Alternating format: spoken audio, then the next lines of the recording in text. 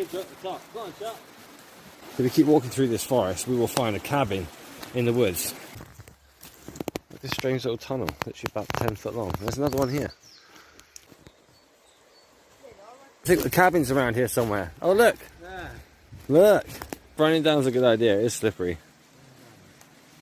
No way, this looks radical.